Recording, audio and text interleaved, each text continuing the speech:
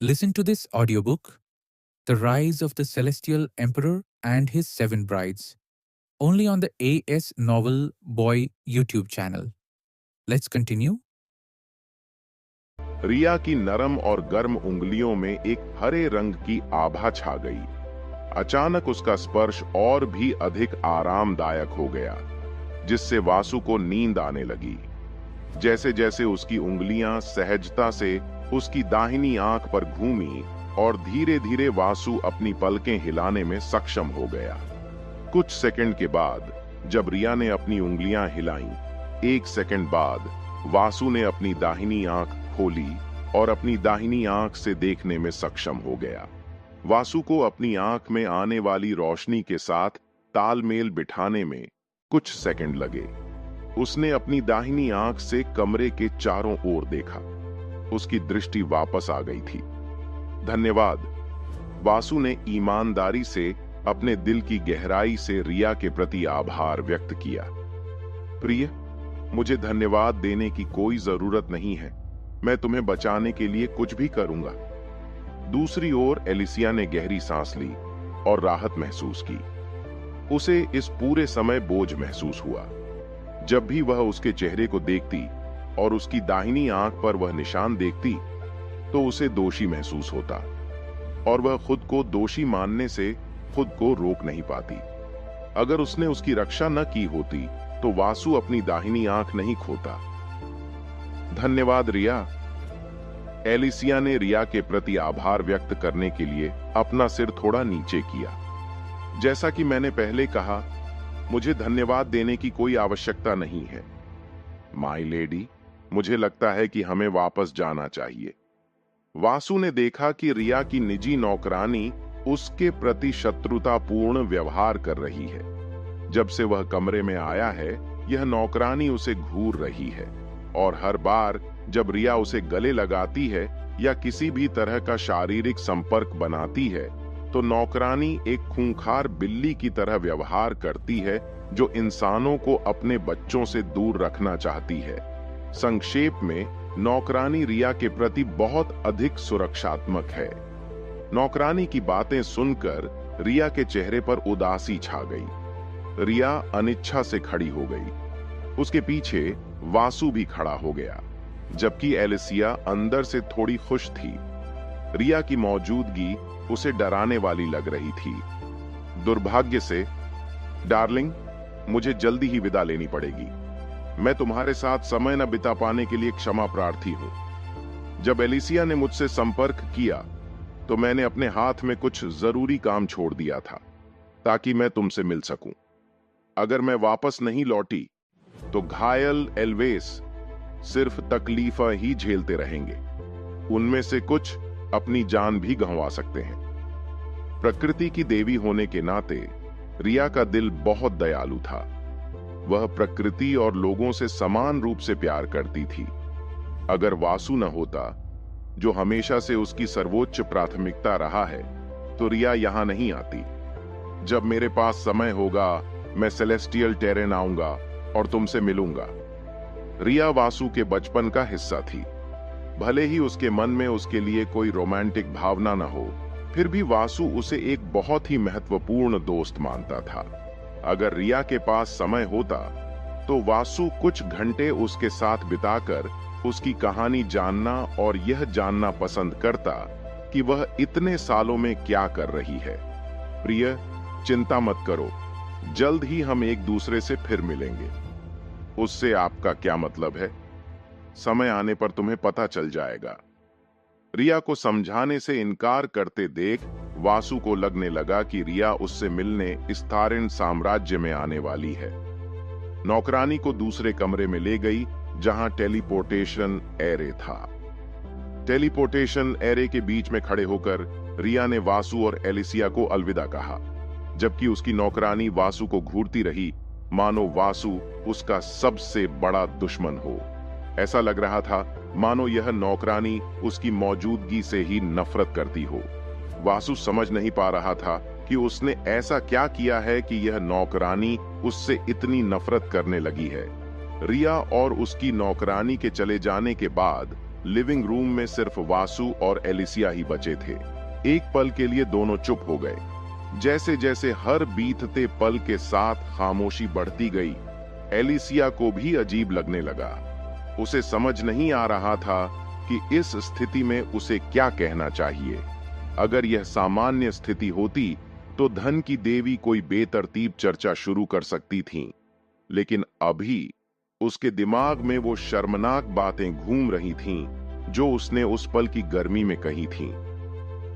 Alicia, मेरे पास कुछ महत्वपूर्ण बातें हैं जो मैं तुम्हारे परिवार को बताना चाहता हूं। एलिसिया को वासु से ऐसी कोई बात कहने की उम्मीद नहीं थी। अंदर ही अंदर एलिसिया को उम्मीद थी कि वासु उन बातों का जवाब देगा जो उसने पहले कही थीं। कहीं न कहीं उसके दिल में धन की देवी को निराशा का एहसास हुआ। एलिसिया ने वासु के गंभीर चेहरे पर गौर किया। तुम क्या बात करना चाहते हो? म्यूटेंट फायर एंट क्वीन के मरने से पहले उसने एक डायरी छोड़ी थी जिसमें the league of black tomb के बारे में बहुत महत्वपूर्ण जानकारी थी। मैंने अभी तक डायरी नहीं पढ़ी है, लेकिन मैं बता सकता हूं कि इस डायरी में the league of black tomb के बारे में बहुत महत्वपूर्ण जानकारी है। मैं यह जानकारी आप सभी के साथ साझा करना चाहता हूं। ठीक है, समय छोड़ें। वासु ने पूरी दोपहर पूरी डायरी पढ़ने में बिताई। जब वह पढ़ रहा था, एलिसिया ने उसे परेशान नहीं किया। वह सिल्वी से मिलने के लिए व्हाइट लॉर्ड्स गिल्ड के मुख्य कार्यालय गई। एलिसिया और सिल्वी दोनों ने चर्चा की कि पड़ोसी साम्राज्यों को ईथरियल साम्राज्य पर हमला करने से रोकने के लिए उन्हें क्या उपाय करने चाहिए। सूर्यास्त के बाद जैसे ही आसमान काला हुआ, वासु, एलिसिया, नोआ, रॉनी और सिल्वी सभी घर लौट आए। चूंकि सिल्वी एलिसिया की सहयोगी और करीबी दोस्त थी, इसलिए उसने सिल्वी को इस बैठक में लाने का फैसला किया। यह जानकर कि एक महत्वपूर्ण बैठक होने वाली है, पूरा राज परिवार इकट्ठा हुआ। परिवार की महिलाओं ने स्वादिष्ट भोज तैयार करने के लिए कड़ी मेहनत की। वासु, मैं तुम्हें पूरी तरह स्वस्थ देखकर राहत महसूस कर रहा हूं। जब वासु घर में दाखिल हुआ तो एलिसिया की दादी ओलिविया ने सबसे पहले वासु का अभिवादन किया। ओलिविया के पीछे एलिसिया की जैविक मां बियांका और उसकी दूसरी सौतेली मां फ्लोरा और नोरा थीं। रॉनी के भाई अद्विक टॉमस और उनकी पत्नी निया भी थीं, जो अपने नवजात बच्चे को गोद में लिए हुए थीं। वासु, मेरी बेटी की जान बचाने के लिए मैं तुम्हारा जितना भी शुक्रिया अदा करूं कम है। अब तक पूरा परिवार इस बात को पूरी तरह से नजरअंदाज कर चुका था या भूल चुका था कि वासु असल में एलिसिया का नकली बॉयफ्रेंड था। हर कोई वासु को अपना दामाद मान रहा था। घर लौटने के बाद नूह ने अपने परिवार को वासु और एलिसिया के बीच चल रही केमिस्ट्री के बारे में बताया। आंटी, मुझे धन्यवाद देने की कोई जरूरत नहीं है। पूरा परिवार पिछवाड़े में इकट्ठा हुआ, जहां एक बड़ी डाइनिंग टेबल रखी गई थी। पूरा पिछवाड़ा सौर पत्थरों से जगमगा रहा था। डाइनिंग टेबल पर वेस्टर्निया महाद्वीप में मौजूद सभी तरह के लोकप्रिय व्यंजन रखे हुए थे। ओलिविया परिवार की मुखिया होने के नाते खाने की मेज की मुख्य कुर्सी पर बैठी। उसने वासु और एलिसिया को अपने दाहिनी ओर बैठाया, जबकि रॉनी बाईं ओर बैठा। सिल्वी वासु के बाईं ओर बैठी थी, जबकि परिवार के बाकी सदस्य दूसरी सीटों पर बैठे थे। चलो खाना शुरू करते हैं। पूरा परिवार खाना खाने लगा। वासु खास तौर पर बहुत भूखा लग रहा था। 1 मिनट भी नहीं बीता था और रॉनी ने वासु से आग्रह किया कि वह उन्हें ब्लैक टॉम्ब लीग के बारे में बताना शुरू करे। ये समझ में आता है, ईथरियल साम्राज्य के सम्राट के रूप में ब्लैक टॉम्ब लीग ने जो किया है, उससे रॉनी को खतरा महसूस हो रहा है।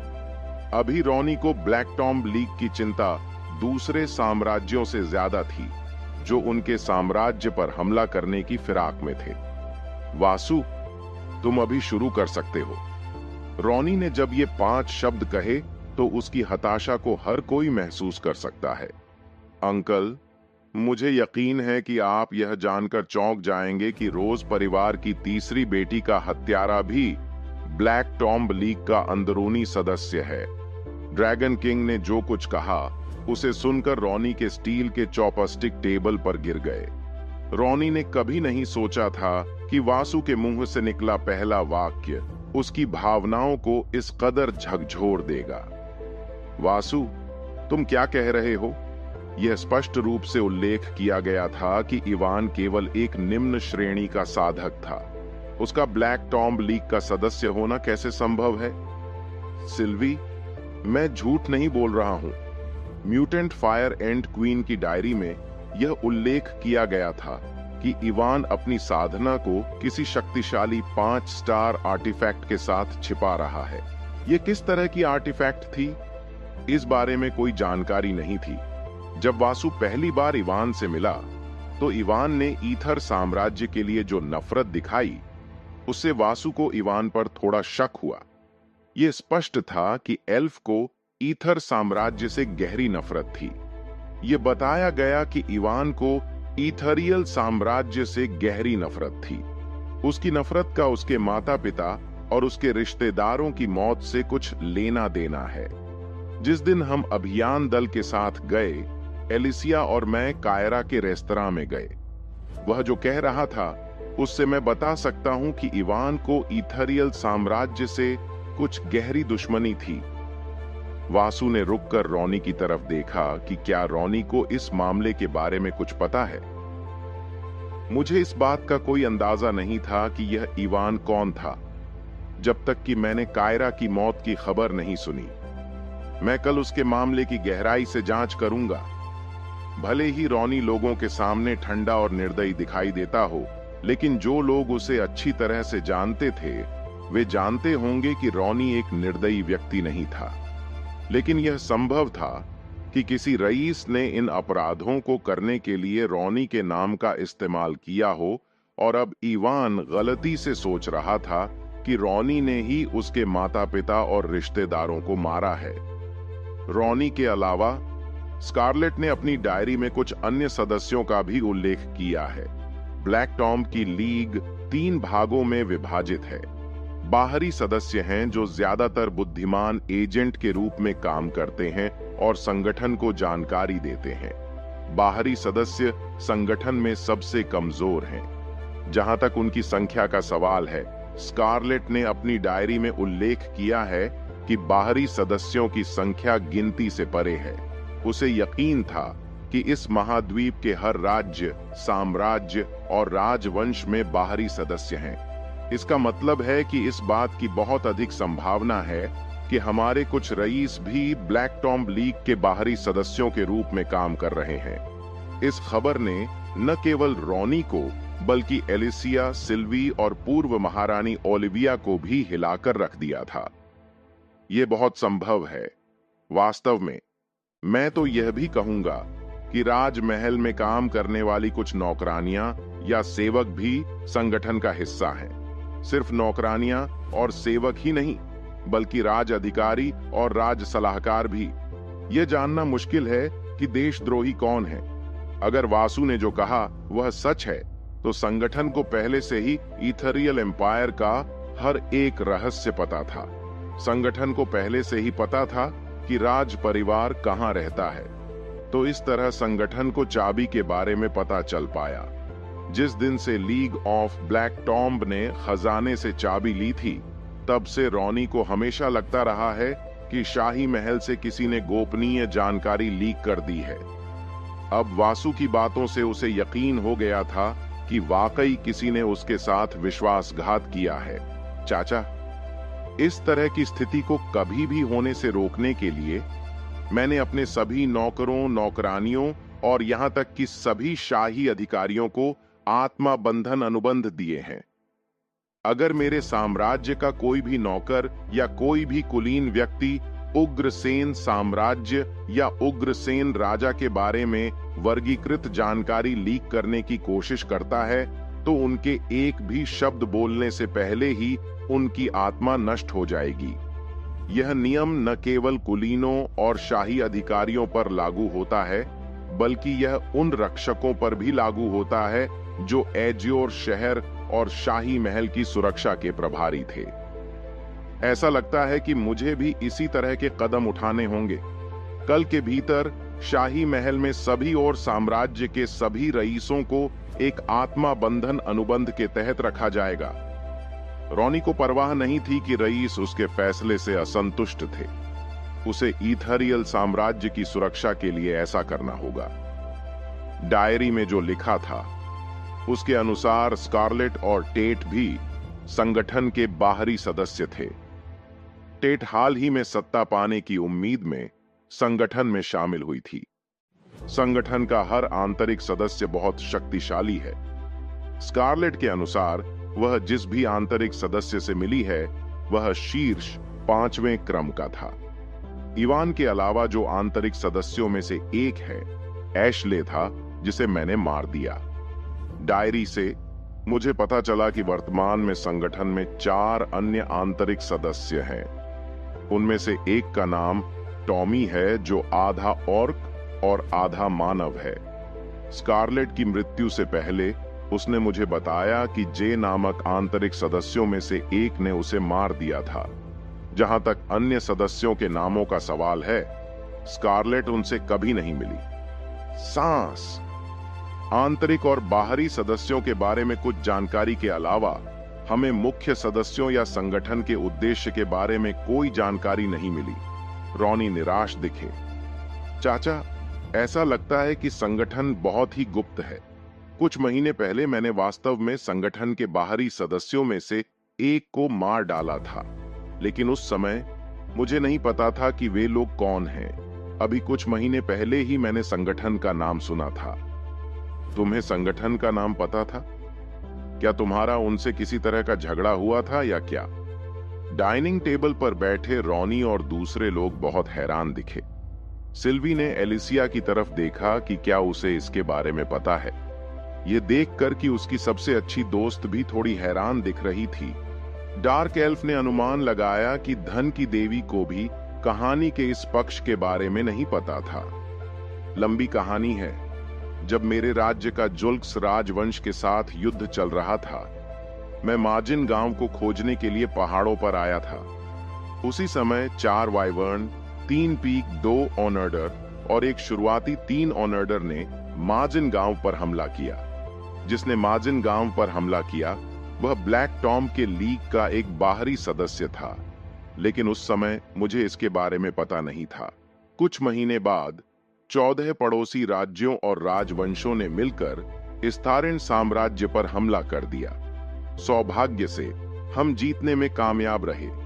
जब मैंने नाइलैंड साम्राज्य के राजा आर्थर को पकड़ा तो उसने मुझे बताया कि यह पूरी घटना इस्तारिन साम्राज्य को गिराने के लिए ब्लैक टॉम लीग की योजना थी।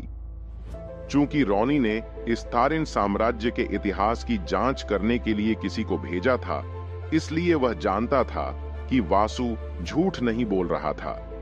वास्तव में यह भी अफवाह थी कि वासु ने अकेले ही एक हमले में 10 लाख से ज्यादा सेना को मार गिराया था। पहले तो रॉनी को ऐसी बेबुनियाद अफवाहों पर यकीन नहीं हुआ। एक नौसिखिए 3 ऑर्डर के लिए ऐसा कुछ करना संभव नहीं था, लेकिन वासु ने उस दिन उसे गलत साबित कर दिया था। जब भी रॉनी उस विशाल क्रिम्सन ऑर्ब को याद करता है जिसने आसमान को ढक लिया था और लगभग सभी को मार डाला था, तो रॉनी के रोंगटे हर बार खड़े हो जाते हैं। लेकिन ब्लैक टॉम की लीग तुम्हारे पीछे क्यों पड़ी थी? वासु जानता था कि ब्लैक टॉम की लीग उसके पीछे इसलिए पड़ी थी क्योंकि वे 7 समुद्रों का मुकुट चाहते थे जो उसे माजिन गांव से मिला था। लेकिन 7 समुद्रों का मुकुट एक ऐसा रहस्य था जिसे वासु किसी के साथ साझा नहीं करना चाहता था।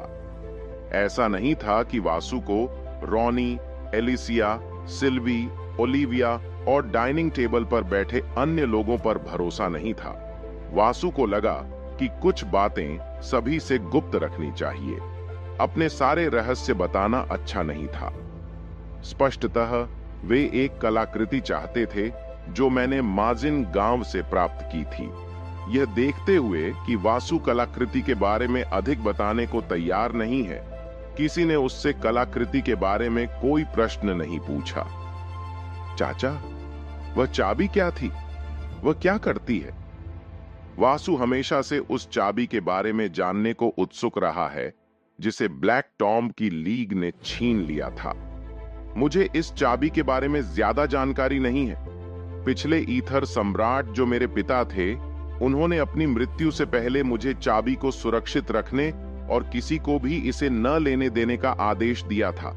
मैंने उस चाबी को खजाने के अंदर कहीं छिपाने का फैसला किया था।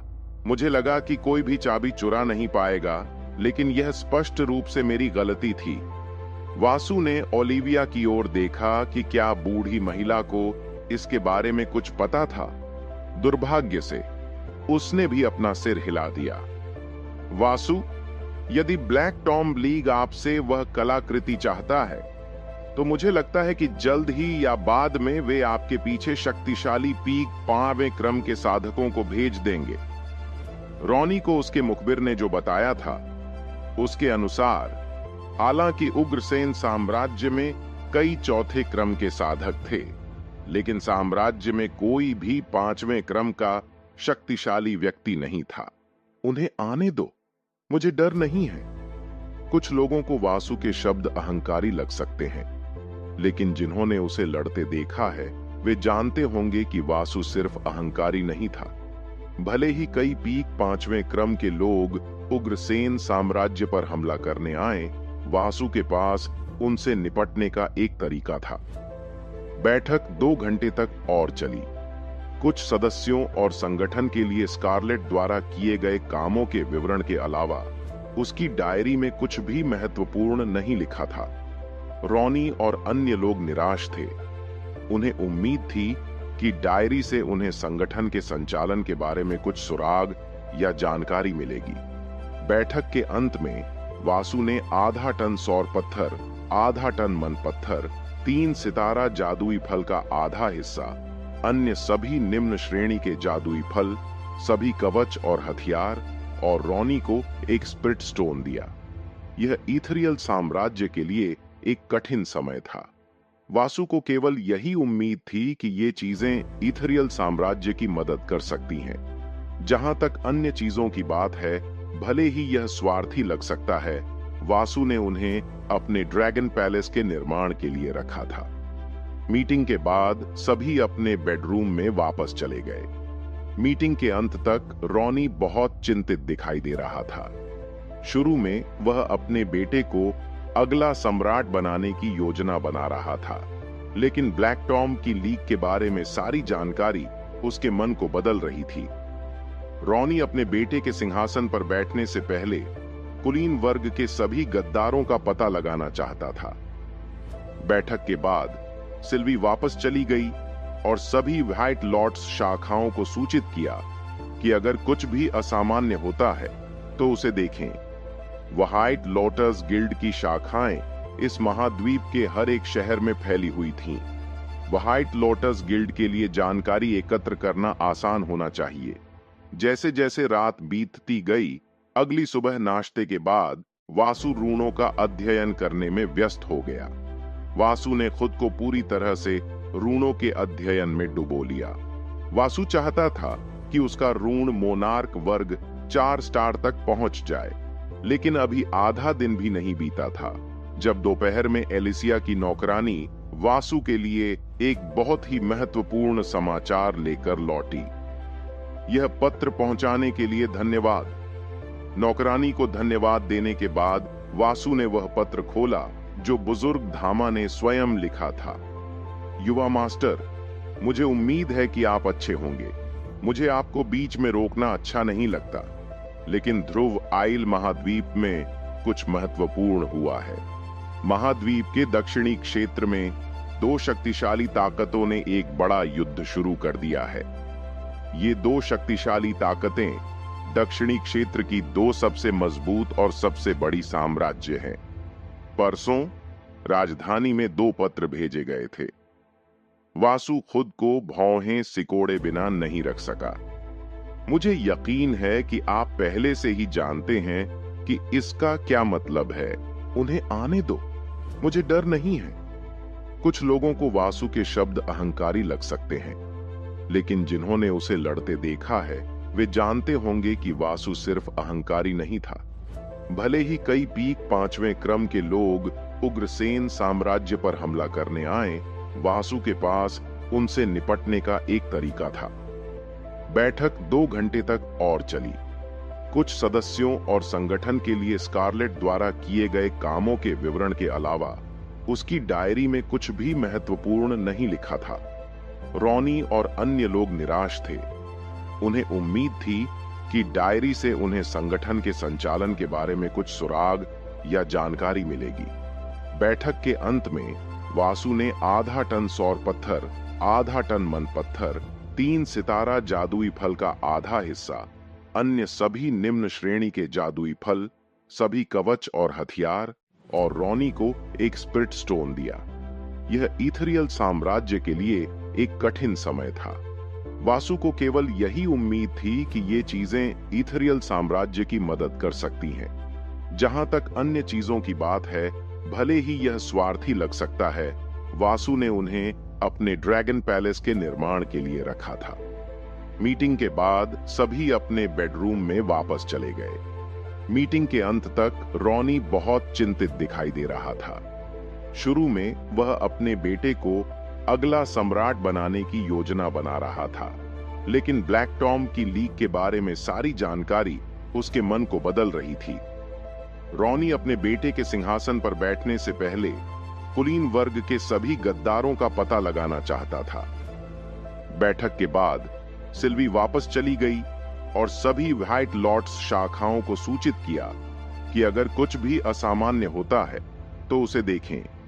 व्हाइट लोटस गिल्ड की शाखाएं इस महाद्वीप के हर एक शहर में फैली हुई थीं। व्हाइट लोटस गिल्ड के लिए जानकारी एकत्र करना आसान होना चाहिए। जैसे जैसे रात बीतती गई, अगली सुबह नाश्ते के बाद वासु रूणों का अध्ययन करने में व्यस्त हो गया। वासु ने खुद को पूरी तरह से रूणों के अध्ययन में डुबो लिया। वासु चाहता था कि उसका रून मोनार्क वर्ग 4 स्टार तक पहुंच जाए, लेकिन अभी आधा दिन भी नहीं बीता था जब दोपहर में एलिसिया की नौकरानी वासु के लिए एक बहुत ही महत्वपूर्ण समाचार लेकर लौटी। यह पत्र पहुंचाने के लिए धन्यवाद। नौकरानी को धन्यवाद देने के बाद वासु ने वह पत्र खोला जो बुजुर्ग धामा ने स्वयं लिखा था। युवा मास्टर, मुझे उम्मीद है कि आप अच्छे होंगे। मुझे आपको बीच में रोकना अच्छा नहीं लगता, लेकिन ध्रुव आइल महाद्वीप में कुछ महत्वपूर्ण हुआ है। महाद्वीप के दक्षिणी क्षेत्र में 2 शक्तिशाली ताकतों ने एक बड़ा युद्ध शुरू कर दिया है। ये 2 शक्तिशाली ताकतें दक्षिणी क्षेत्र की 2 सबसे मजबूत और सबसे बड़ी साम्राज्य हैं। परसों राजधानी में 2 पत्र भेजे गए थे। वासु खुद को भौहें सिकोड़े बिना नहीं रख सका। मुझे यकीन है कि आप पहले से ही जानते हैं कि इसका क्या मतलब है, उन्हें आने दो, मुझे डर नहीं है।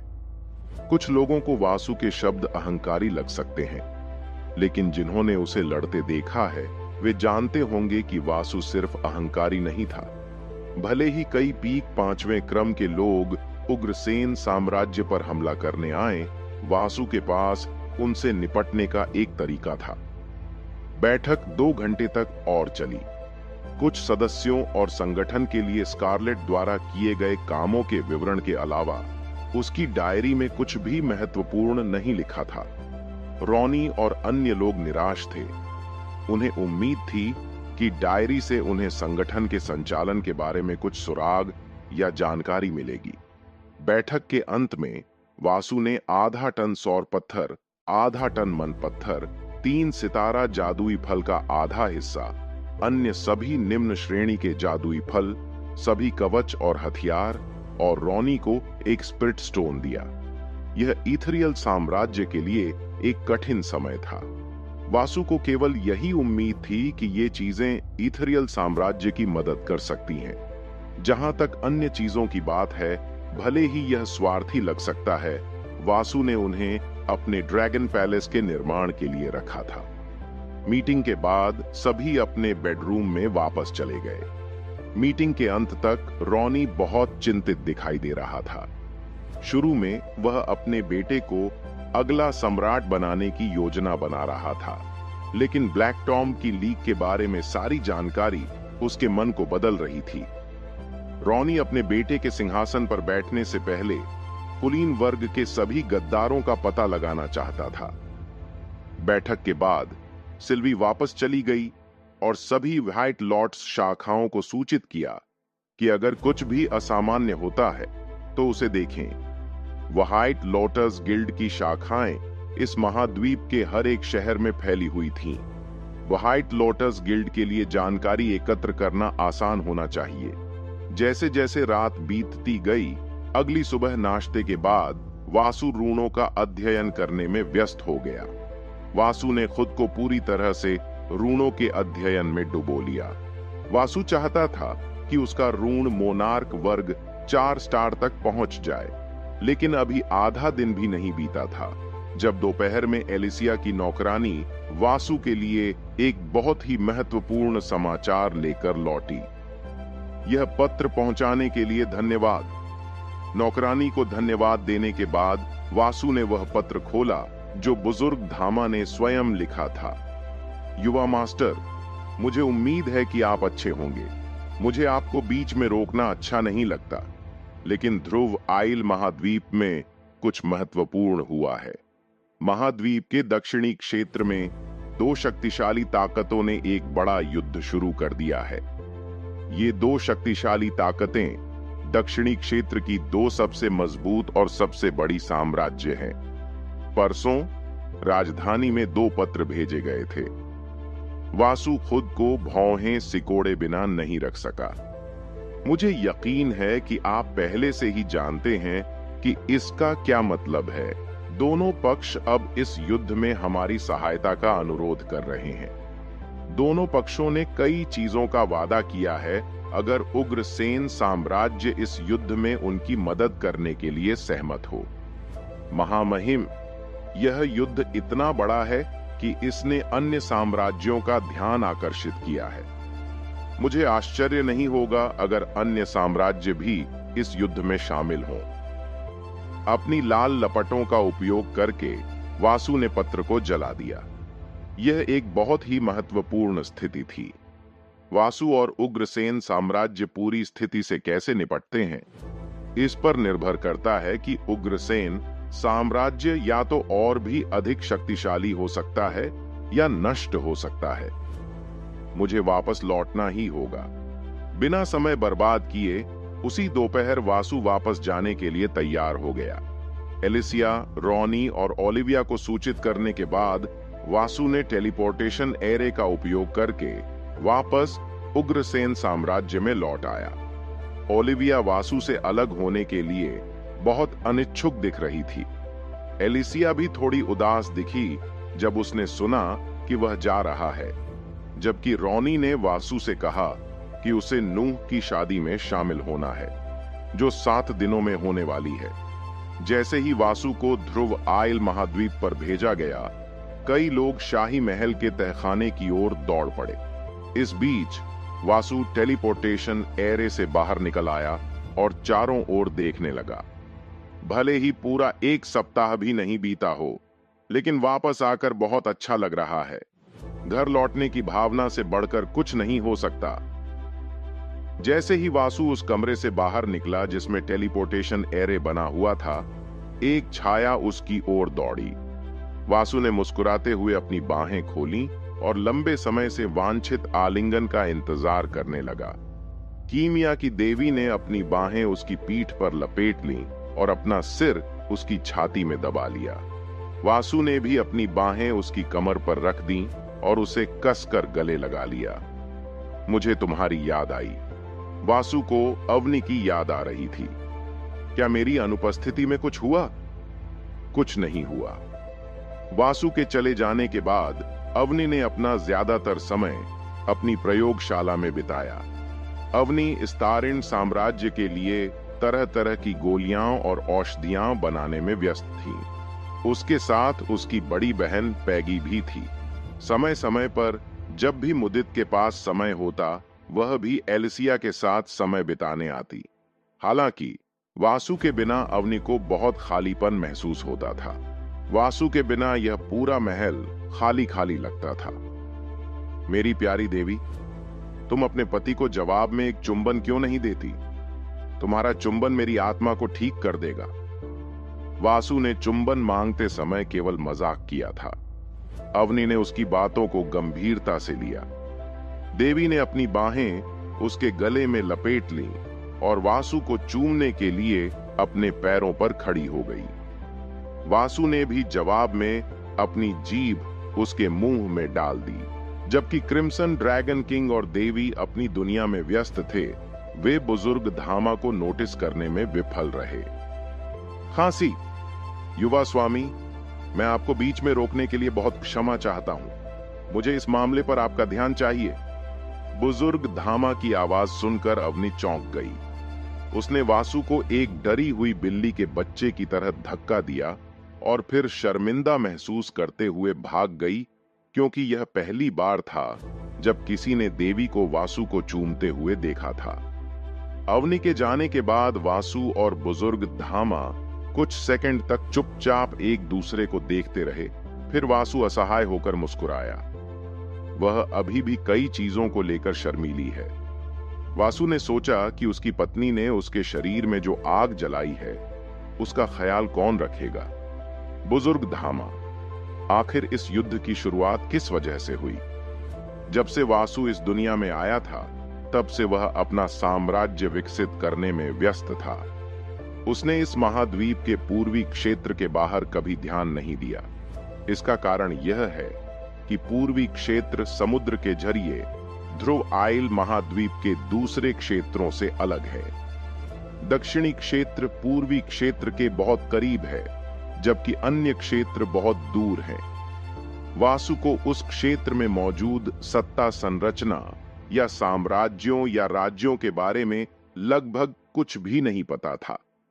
जब भी दक्षिणी क्षेत्र की बात होती है, तो दो बड़े साम्राज्यों का नाम हमेशा लिया जाता है। इन दोनों साम्राज्यों का पूरे दक्षिणी क्षेत्र पर दबदबा है। ये दोनों साम्राज्य शुरू से ही एक दूसरे के प्रतिद्वंद्वी रहे हैं। इन दोनों साम्राज्यों ने अकेले ही पूरे दक्षिणी क्षेत्र के लगभग 80% हिस्से पर कब्जा कर रखा था। दक्षिणी क्षेत्र में मौजूद छोटे छोटे राज्यों और राजवंशों को एक पक्ष चुनना पड़ता है। अगर कोई भी राज्य या राजवंश पक्ष लेने से इनकार करता है, तो उस राज्य या राजवंश पर दोनों साम्राज्यों द्वारा हमला किया जाएगा। इन दोनों साम्राज्यों के पास अकेले दक्षिणी क्षेत्र की 90% संपत्ति है। दोनों साम्राज्य बहुत मजबूत और प्रभावशाली थे। पिछले 500 वर्षों में भले ही कई लोगों ने कोशिश की, लेकिन कोई भी इन दोनों साम्राज्यों की बराबरी करने के लिए पर्याप्त रूप से मजबूत नहीं हो पाया। यहां तक कि जब दूसरे क्षेत्रों के विदेशी साम्राज्यों ने दोनों साम्राज्यों में से किसी एक को खत्म करने की कोशिश की, तो वह हमेशा विफल रहा। पिछले 500 सालों में जब से दोनों सेनाओं ने दक्षिणी क्षेत्र के 80% हिस्से पर कब्जा करके एक साम्राज्य बनाया है, तब से हमेशा एक बड़ी लड़ाई छिड़ने का तनाव बना रहता है। 509 साल बाद आखिरकार युद्ध छिड़ गया। महाराज, यदि मुझे आपके प्रश्न का उत्तर देना है, तो मुझे आपको दक्षिणी क्षेत्र का इतिहास बताना होगा, जो इन दो महाशक्तियों के इर्द गिर्द घूमता है। आगे बढ़ो, मैं भी इन दो साम्राज्यों का इतिहास जानना चाहता हूं। अभी बुजुर्ग धामा और वासु सिंहासन कक्ष में थे। वासु अपने सिंहासन पर बैठा था, जबकि बुजुर्ग धामा उसके पास खड़ा था। उसे दक्षिणी क्षेत्रों के विभिन्न प्राचीन चित्र और दो साम्राज्यों का नक्शा दिखा रहा था। खैर, मुझे यकीन नहीं है कि यह कहानी 100% सही है, क्योंकि इन दोनों साम्राज्यों के गठन के बाद से 500 से अधिक साल बीत चुके हैं। कुछ इतिहासकार विद्वानों के अनुसार 500 साल पहले दक्षिणी क्षेत्र संसाधनों से भरा हुआ देश हुआ करता था, दक्षिणी क्षेत्र में मौजूद संसाधनों की बड़ी संख्या ने विदेशी ताकतों का ध्यान आकर्षित किया। नतीजतन दक्षिणी क्षेत्र का लगभग हर हिस्सा युद्ध में था। ऐसा कहा जाता है कि संसाधनों के लिए चल रहे उस युद्ध में 50 मिलियन से अधिक लोग मारे गए थे। यह संख्या और भी बड़ी हो सकती है। कुछ इतिहासकारों का कहना है कि उस समय दक्षिणी क्षेत्र की पूरी आबादी में 59% की गिरावट आई थी। युद्धों और अंतहीन झगड़ों से बचने के लिए बड़ी संख्या में आबादी पूर्वी क्षेत्र में चली गई। सालों तक मजबूत विदेशी ताकतें दक्षिणी क्षेत्र से संसाधन लेती रहीं। ऐसा कहा जाता है कि संसाधनों के लिए लड़ाई शुरू होने से पहले दक्षिणी क्षेत्र में 100 से ज्यादा राज्य और 11 शक्तिशाली और प्रभावशाली राजवंश थे। लेकिन जब लड़ाई खत्म हुई तो 11 राजवंशों में से सिर्फ 3 ही बच पाए, जबकि बाकी सभी राज्य और राजवंश विदेशी साम्राज्यों और राज्यों के शासन में थे। इस दुनिया में इस तरह की चीजें बहुत आम थीं। अगर डीप सी पैलेस इस्तारिन साम्राज्य को हराने में कामयाब हो जाता तो वे भी यही करते। उन 3 राजवंशों ने विदेशी दुश्मन के खिलाफ लड़ने के लिए हाथ मिलाया। उस समय एक व्यक्ति जो इन राजवंशों में से एक से संबंधित एक सैनिक के अलावा कुछ भी नहीं था, अचानक शक्तिशाली बनने लगा। वह सैनिक बेहद प्रतिभाशाली था। उस समय बहुत कम लोग ही जानते थे कि सैनिकों में स्वर्ण ड्रैगन वंश था। तीनों राजवंशों ने उस सैनिक की प्रतिभा को देखा और अपने संसाधनों से उसका पोषण करने का फैसला किया। लगभग 2 दशक बाद वही सैनिक पीक का 5वें क्रम का साधक बन गया। सुनहरे ड्रैगन ने 3 राजवंशों को एकजुट किया और नया राजा बन गया। अपने शासन के तहत उसने धीरे धीरे विदेशी दुश्मनों को खदेड़ना शुरू कर दिया। उसी समय कुछ विदेशी साम्राज्यों ने दक्षिणी क्षेत्र में रुचि खो दी, क्योंकि दक्षिणी क्षेत्र में संसाधन और जनशक्ति समाप्त हो गई थी। जल्द ही दक्षिणी क्षेत्र में एक बहुत शक्तिशाली साम्राज्य बन गया। यह अफवाह थी कि सम्राट, जो दक्षिणी क्षेत्र का नायक भी था, उसके 2 बेटे थे। मुझे नहीं पता कि यह चमत्कार था या अभिशाप, लेकिन सम्राट के दोनों बेटों के ड्रैगन वंश में परिवर्तन हुआ। एक बेटे के पास सफेद ड्रैगन वंश था और उसका पवित्र जादू से बहुत गहरा संबंध था, जबकि दूसरे बेटे के पास काला ड्रैगन वंश था और उसका अंधेरे जादू से बहुत गहरा संबंध था। अफवाह थी कि दोनों भाई एक दूसरे को पसंद नहीं करते थे।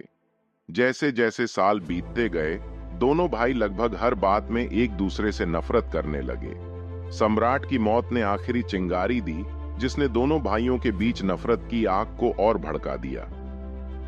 1 मिनट रुको, सम्राट जो कि 5वीं श्रेणी का साधक था, उसकी मृत्यु कैसे हुई? महाराज, आज तक इसका उत्तर कोई नहीं जानता।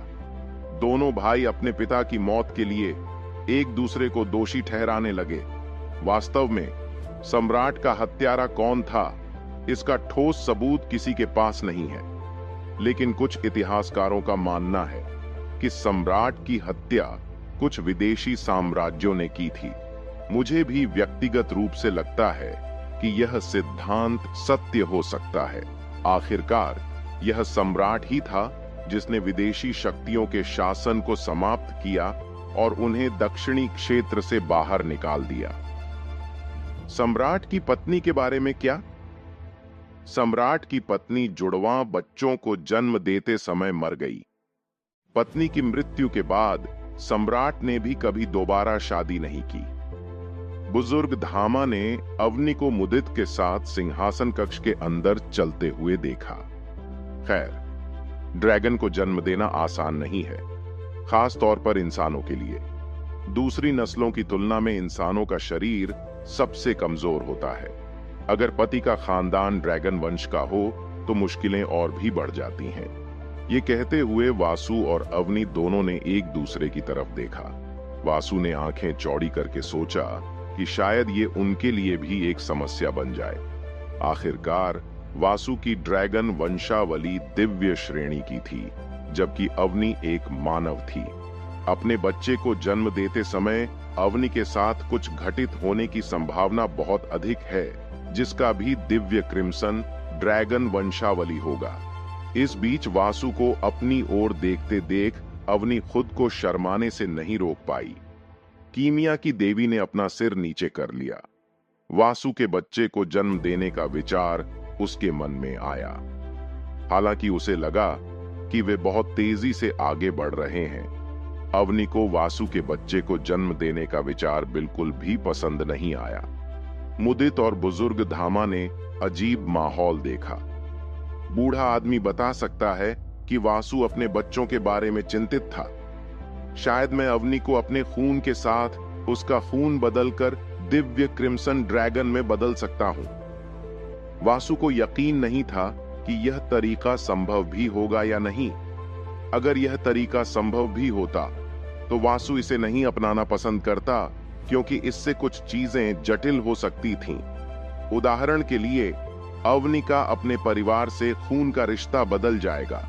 वासु के खून के साथ अपना खून बदलने की प्रक्रिया अवनी के लिए बहुत दर्दनाक हो सकती है। मैं उसे हमेशा ड्रैगनियन बना सकता हूं। वासु को अवनी को ड्रैगनियन बनाने का विचार पसंद नहीं आया। वासु के लिए उसके ड्रैगनियन उसके अधीनस्थ थे। ड्रैगनियन ड्रैगन सम्राट की सेना थे। ड्रैगनियन बनने का मतलब होगा कि अवनी उसकी अधीनस्थ बन जाएगी और हमेशा उससे नीचे रहेगी, जो वासु को पसंद नहीं था। वासु चाहता था कि उसकी पत्नी बराबर हो। खांसी।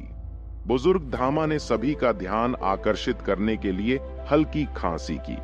कहानी को आगे बढ़ाते हुए सम्राट की मृत्यु के बाद दोनों जुड़वां भाई प्राणघातक दुश्मन बन गए। एक बड़ा गृह युद्ध छिड़ गया। इस गृह युद्ध में साम्राज्य के हर कुलीन और प्रभावशाली व्यक्ति को या तो इस पक्ष या उस पक्ष को लेना पड़ा।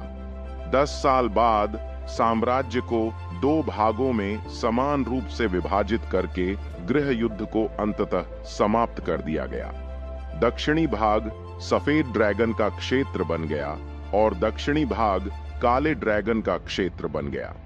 महान विभाजन के बाद लाखों लोगों को पलायन करने के लिए मजबूर होना पड़ा। जो लोग सफेद ड्रैगन राजा का समर्थन करते थे वे दक्षिण की ओर चले गए, जबकि जो लोग काले ड्रैगन राजा का समर्थन करते थे वे उत्तर की ओर चले गए। इस विभाजन ने वासु को भारत और पाकिस्तान के बीच हुए विभाजन की याद दिला दी। महाविभाजन को 1 साल भी नहीं हुआ था। जब सब कुछ ठीक हो गया, काले ड्रैगन ने पड़ोसी राज्यों और राजवंशों पर विजय प्राप्त करना शुरू कर दिया। यह देखकर सफेद ड्रैगन ने भी ऐसा ही करना शुरू कर दिया। जब तक दोनों भाई रुके, तब तक दोनों भाइयों के साम्राज्य ने पूरे दक्षिणी क्षेत्र की 80% से अधिक भूमि को कवर कर लिया था। पिछले कई सालों से दोनों भाइयों ने एक दूसरे के साम्राज्य को गिराने के लिए कई तरह के अप्रत्यक्ष तरीके अपनाए हैं, लेकिन कुछ भी काम नहीं आया। पिछले 100 सालों में दोनों भाई चुप रहे, लेकिन कुछ दिन पहले व्हाइट ड्रैगन सम्राट ने ब्लैक ड्रैगन सम्राट के इलाके पर हमला कर दिया, जिससे यह युद्ध शुरू हो गया, जिसकी 500 सालों से उम्मीद थी। पिछले कई सालों से दोनों भाइयों ने एक दूसरे के साम्राज्य को गिराने के लिए कई तरह के अप्रत्यक्ष तरीके अपनाए हैं, लेकिन कुछ भी काम नहीं आया। पिछले 100 सालों में दोनों भाई चुप रहे, लेकिन कुछ दिन पहले व्हाइट ड्रैगन सम्राट ने ब्लैक ड्रैगन सम्राट के इलाके पर हमला कर दिया, जिससे यह युद्ध शुरू हो गया, जिसकी 500 सालों से उम्मीद थी। वासु ने आश्चर्य से भौहें उठाईं। सफेद ड्रैगन राजा इतने सालों के बाद अचानक काले ड्रैगन राजा पर हमला क्यों करेगा? ईमानदारी से कहूं तो कोई भी वास्तव में नहीं जानता कि व्हाइट ड्रैगन किंग ने अचानक ब्लैक ड्रैगन किंग के खिलाफ युद्ध की घोषणा क्यों की। व्हाइट ड्रैगन सम्राट ने कोई उचित स्पष्टीकरण नहीं दिया। जब उन्होंने युद्ध की घोषणा की तो उन्होंने कहा कि अब समय आ गया है कि वह सब वापस ले लें जो उनके अधिकार में होना चाहिए था। बुजुर्ग धामा की बातें सुनकर वासु की भौहें तन गईं। श्वेत ड्रैगन सम्राट ने काले ड्रैगन सम्राट पर हमला करने के लिए 500 साल क्यों इंतजार किया? वासु ने चाहे जितना भी तार्किक स्पष्टीकरण खोजने की कोशिश की, उसे कोई भी जवाब नहीं मिला। यह पूरा मामला हमारी सोच से कहीं अधिक जटिल है। बुजुर्ग धामा ने सहमति में चुपचाप अपना सिर हिलाया। महाराज, इस मामले को बहुत गंभीरता से लिया जाना चाहिए। दक्षिणी क्षेत्र हमारे उग्रसेन साम्राज्य के लिए मैना स्टोन का सबसे बड़ा आपूर्तिकर्ता है। अधिक स्पष्ट रूप से कहें तो हमारे साम्राज्य के कुल मैना स्टोन का 80 से 90% उत्तरी फ्रॉस्ट ड्रैगन साम्राज्य और दक्षिणी अग्नि ड्रैगन साम्राज्य से आया था। उत्तरी फ्रॉस्ट ड्रैगन साम्राज्य पर व्हाइट ड्रैगन किंग का शासन था, जबकि दक्षिणी अग्नि ड्रैगन साम्राज्य पर ब्लैक ड्रैगन किंग का शासन था। हालांकि भूमि के मामले में उग्रसेन साम्राज्य वास्तव में बहुत बड़ा था। उत्तरी फ्रॉस्ट ड्रैगन साम्राज्य और दक्षिणी अग्नि ड्रैगन साम्राज्य के कुल भूमि क्षेत्र के लगभग बराबर या उससे थोड़ा बड़ा, लेकिन दुर्भाग्य से दक्षिणी क्षेत्र के विपरीत पूर्वी क्षेत्र को ऐसे संसाधनों का आशीर्वाद नहीं मिला। अब जब वासु ने ऋण के अपने ज्ञान का उपयोग करके टेलीपोर्टेशन सरणियां, रक्षात्मक अवरोध और अन्य प्रकार की संरचनाएं बनाई थीं, तो उन संरचनाओं और सरणियों तक पहुंचने के लिए मन पत्थर की आवश्यकता होती है। हालांकि स्थारिन साम्राज्य में कुछ मन पत्थर की खदानें हैं, लेकिन कुल खपत की तुलना में उन खदानों में खनन किए जाने वाले मन पत्थर पर्याप्त नहीं हैं। इस बीच दक्षिणी क्षेत्र को मन पत्थर की खदानों का वरदान मिला। ध्रुव आइल महाद्वीप के बाकी हिस्सों को दक्षिणी क्षेत्र से मैना पत्थरों की आपूर्ति मिलती थी।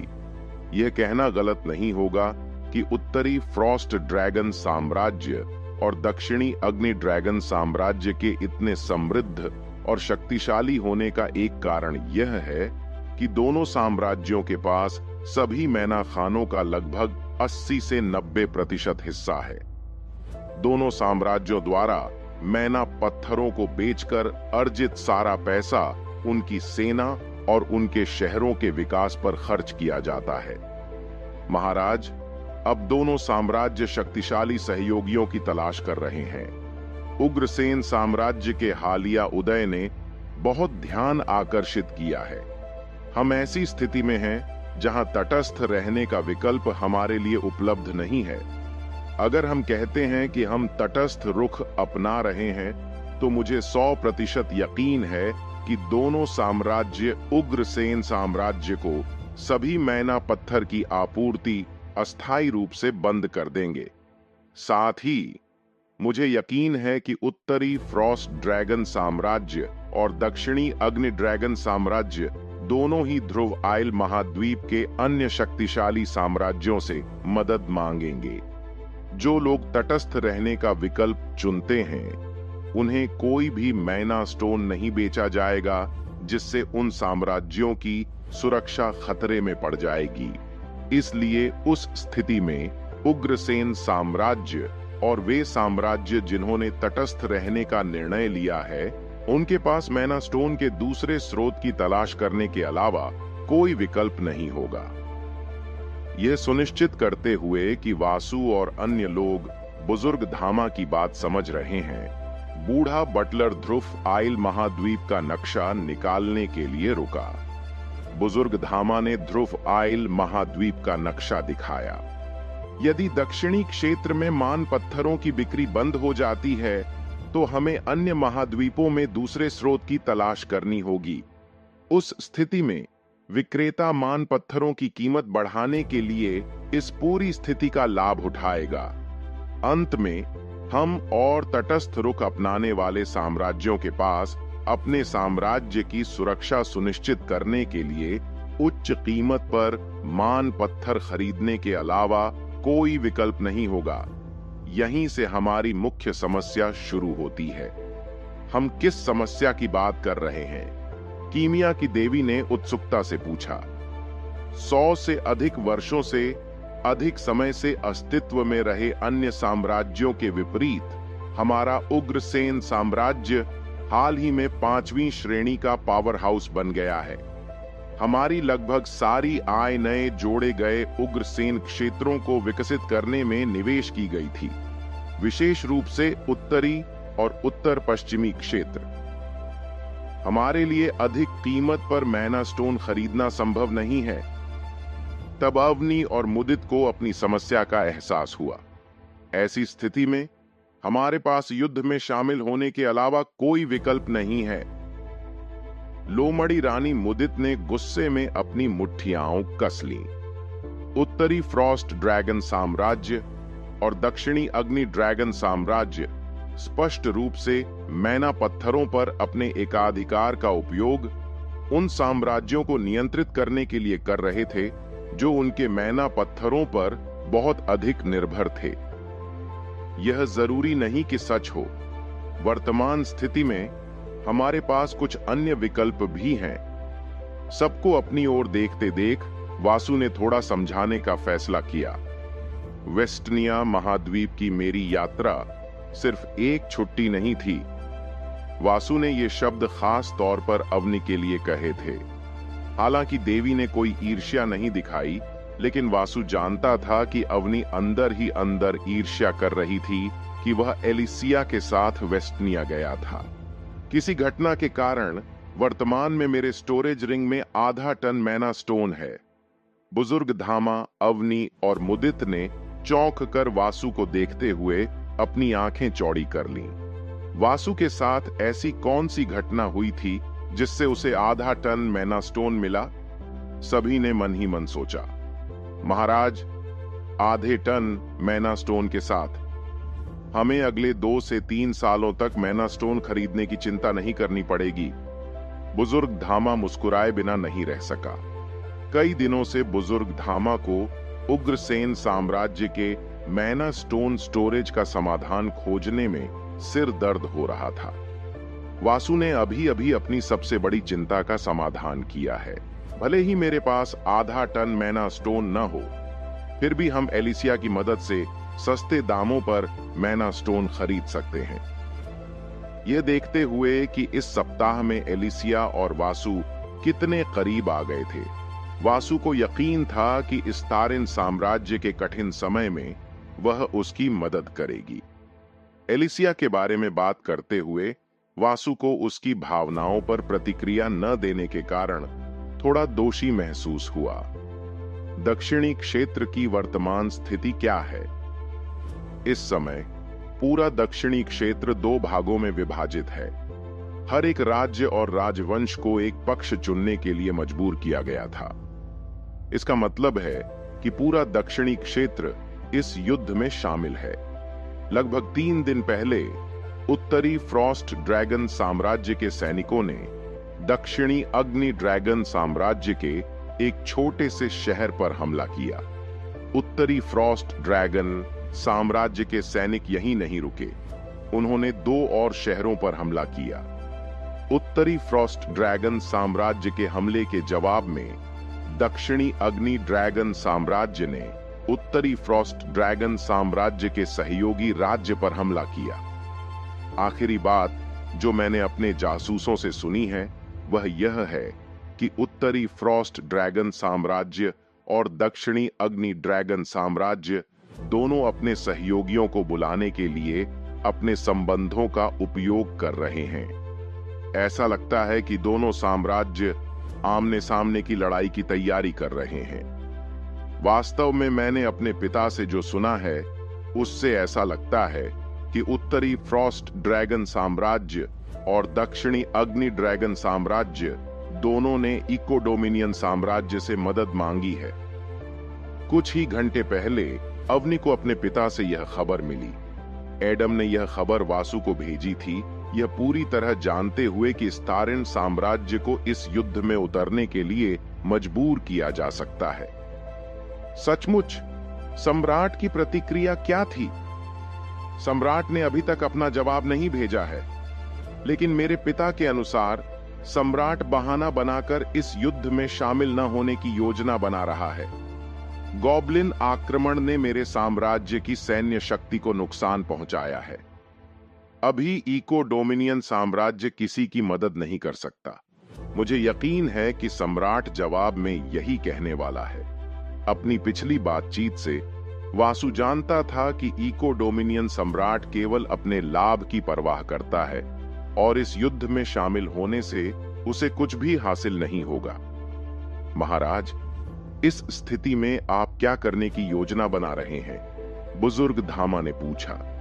यह उग्रसेन साम्राज्य की लड़ाई नहीं है। उग्रसेन साम्राज्य इस युद्ध में भाग नहीं लेगा। यह उत्तरी फ्रॉस्ट ड्रैगन साम्राज्य और दक्षिणी अग्नि ड्रैगन साम्राज्य दोनों के लिए हमारी आधिकारिक प्रतिक्रिया होगी। ये शब्द कहने के बाद वासु ने एक पल के लिए अपनी आंखें बंद कर लीं। सभी चुपचाप वासु की ओर देख रहे थे, उसके अगले शब्दों की प्रतीक्षा कर रहे थे। मैं व्यक्तिगत रूप से, गुप्त रूप से दक्षिणी क्षेत्र की ओर जा रहा हूं। वासु के शब्दों ने सिंहासन कक्ष में बैठे बुजुर्ग धामा, अवनी और मुदित को चौंका दिया। महाराज, बुजुर्ग धामा, यह पूरी बात इस्तारिन साम्राज्य के लिए एक अवसर हो सकती है। मैं हमेशा से इस्तारिन साम्राज्य को पूर्वी क्षेत्र से आगे बढ़ाना चाहता था। इसके अलावा मुझे लगता है कि दक्षिणी क्षेत्र में कुछ ठीक नहीं है। वासु सिर्फ यहीं नहीं रुकना चाहता था, वह अपने साम्राज्य का विस्तार जारी रखना चाहता था। वासु को लगा कि वह इस पूरी स्थिति का फायदा उठाकर इस्तारिन साम्राज्य का विस्तार कर सकता है। मेरी अनुपस्थिति में सब कुछ कैसा था? वासु 6 दिनों से इस्तारिन साम्राज्य से दूर है। हालांकि वह जानता था कि अतीत में उसने जो उपाय किए हैं उसके बाद कुछ भी बड़ा नहीं हो सकता, फिर भी उसने चिंतित होकर पूछा, महाराज, आप निश्चिंत रहिए। सब कुछ वैसा ही चल रहा है जैसा आपने योजना बनाई थी। वास्तव में प्रत्येक दिन के साथ हमारा राजस्व बढ़ता ही जा रहा है। यह अच्छा है। कितने सैनिकों की भर्ती की गई। उग्रसेन साम्राज्य को और अधिक सैनिकों की आवश्यकता थी। अगर उग्रसेन साम्राज्य वासु के बिना शक्तिशाली बनना चाहता था तो ऐसा करने के लिए बड़ी संख्या में सैनिकों की आवश्यकता थी। इन दिनों अवनी लगातार ऐसी गोलियां बना रही है जो सैनिकों को कुछ महीनों से लेकर 1 साल की साधना के भीतर दूसरे क्रम तक आगे बढ़ने में मदद करेगी। वासु के जाने से 1 सप्ताह पहले पूरे उग्रसेन साम्राज्य से सैनिकों की भर्ती की गई थी। यहां तक कि जो सैनिक पहले दूसरे राज्यों और राजवंशों के लिए काम करते थे, जिन्हें वासु ने जीत लिया था, वे भी उग्रसेन सैनिकों के रूप में काम कर रहे थे। महाराज, इस सप्ताह हमने 30,000 से अधिक सैनिकों की भर्ती की है। सभी सैनिकों को अब 7 कमांडरों द्वारा प्रशिक्षित किया जा रहा है।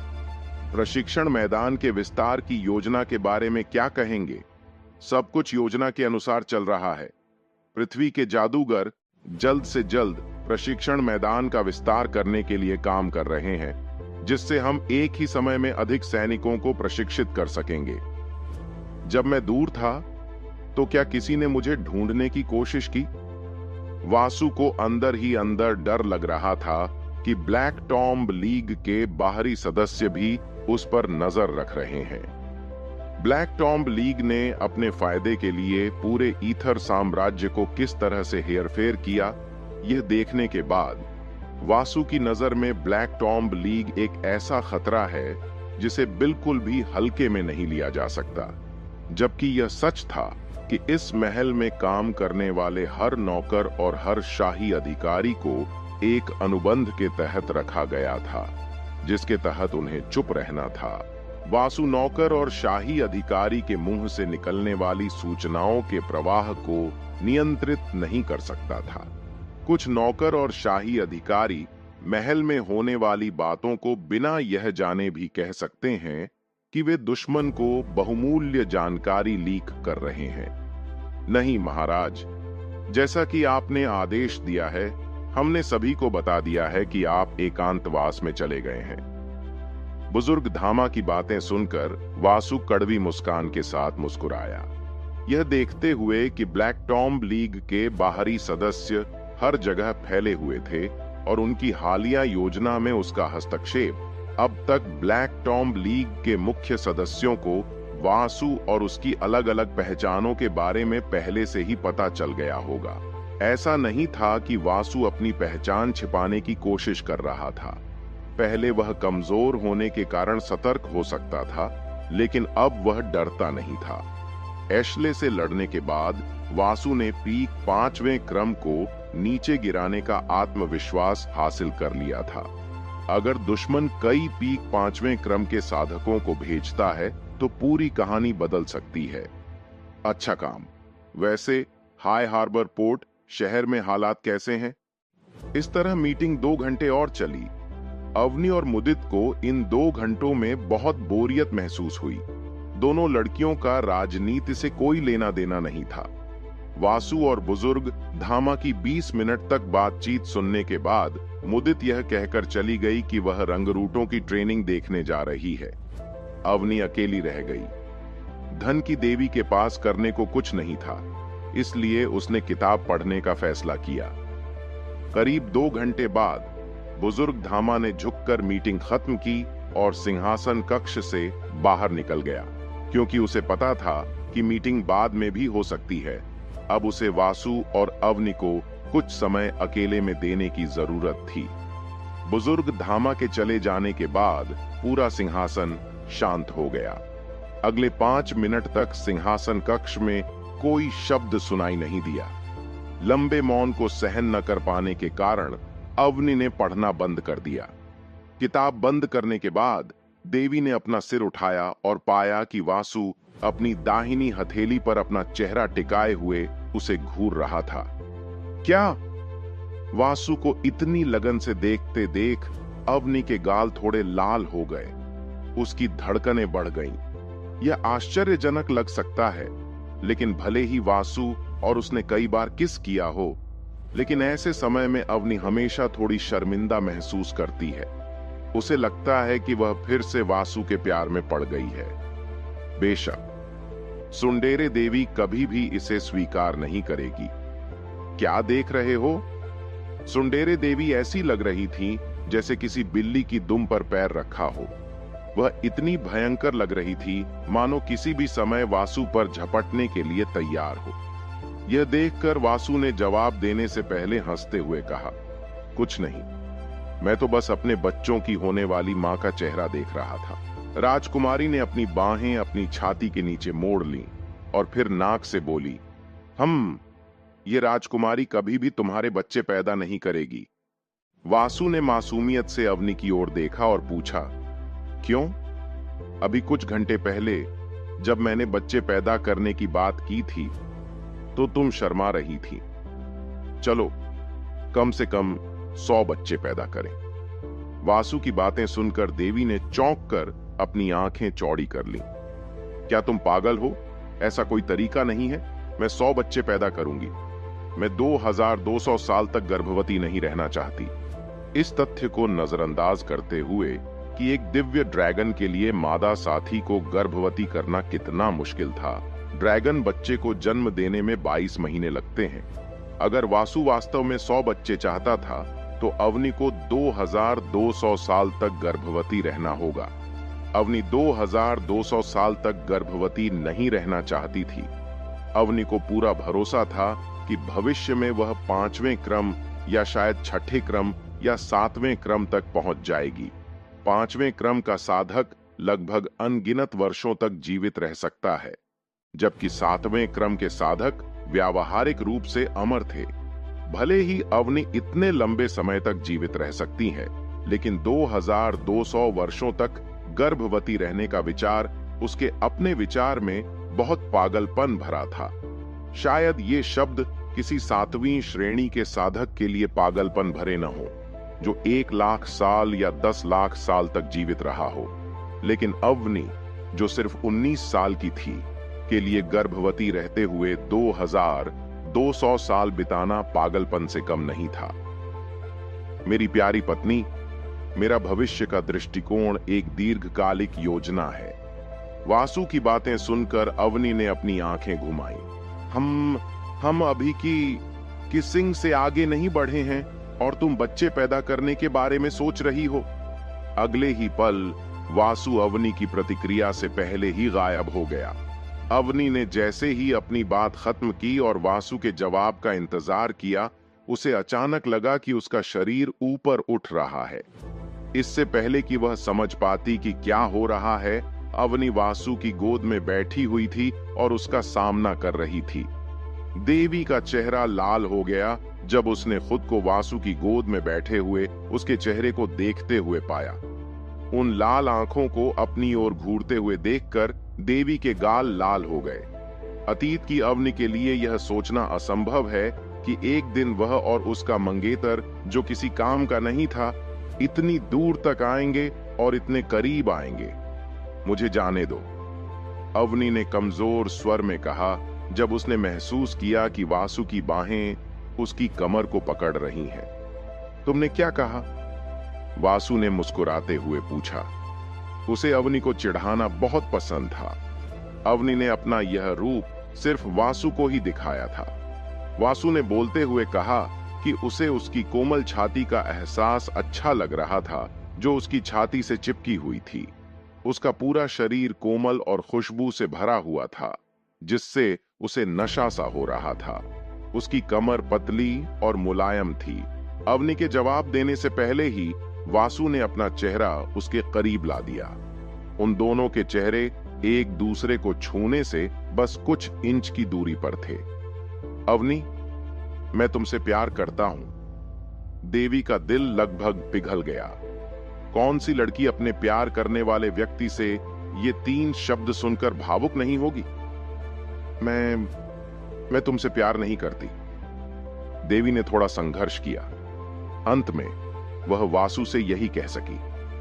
अगले ही पल उसके होंठ उसके होंठों से सील हो गए।